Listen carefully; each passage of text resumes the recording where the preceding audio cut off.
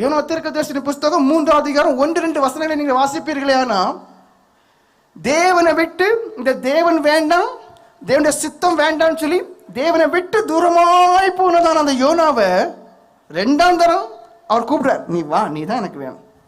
நான் ரொம்ப மோசமான மனுஷன், எனக்கு ஆத்ம பாரமே கிடையாது, நான் ரொம்ப சுயநலம் பிடிச்சவன். டே போடா, நீ தாண்டா எனக்கு வேணும். தேவனை விட்டு இப்ப நீங்க எப்படி இருக்கிறீங்க? தூரமா இருக்கிறீங்க. தேவனை விட்டு நீங்க இப்ப எப்படி இருக்கிறீங்க? தூரமா இருக்கிறீங்க. அவர் சொல்றாரு, நீ தான் எனக்கு வேணும். அந்த அந்த அழைப்பின் சத்தத்துக்கு செவி கொடுங்க. தயவு செய்து சொல்றேன், வெறுமையா வந்துட்டு போகாதுங்க. தாழ்மையோடு கெஞ்சி கேட்கிறேன். ஏன்னா நரகம் மகா பயங்கரம்.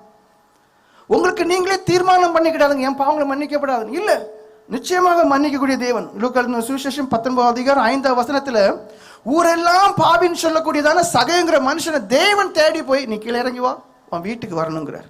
அப்ப ஊரெல்லாம் உங்களை தூசிக்கத்தக்கவாறு ஒரு பெரும் பாவியா நீங்க இருக்கலாம் ஐயா.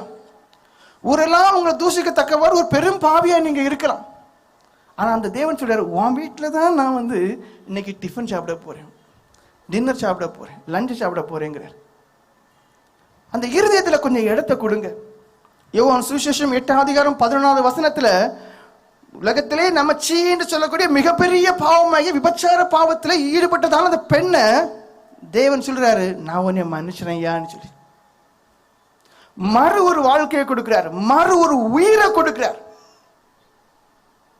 உங்களுடைய வாழ்க்கையில் நீங்க அவ்வளவு பெரிய பாவம் செய்திருப்பீங்க எனக்கு தெரியாது, ஆனா அவ்வளவு பெரிய பாவம் செய்தாலும் அவர் என்ன சொல்றாரு, நான் உன்னை மன்னிக்க சித்தமா இருக்கிறேன்னு சொல்றாரு. நீங்க அகோரமான பாவியா இருக்கலாம், ஆனா எனக்கு மன்னிப்பு கிடைக்காது என்று மட்டும் நீங்க சிந்திக்காதுங்க. எனக்கு மன்னிப்பே கிடைக்காது என்று மாத்திரம் சிந்திக்காதுங்க. அந்த பொல்லாத எண்ணத்துக்கு இடம் கொடுக்காதுங்க. அவர் மன்னிக்கிற தேவனா இருக்கிறார்.